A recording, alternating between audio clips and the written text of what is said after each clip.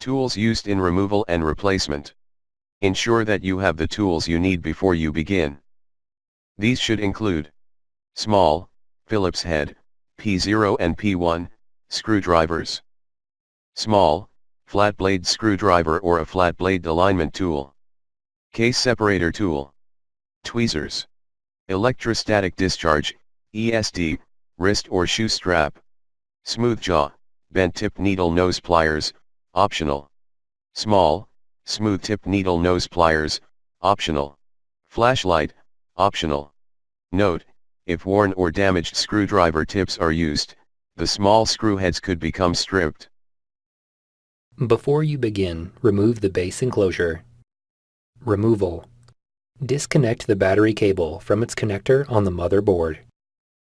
Push both arms outward simultaneously to release the memory module to the spring tension position. Grasp the memory module by the edges and pull gently to remove it. Reverse this procedure to install the memory module.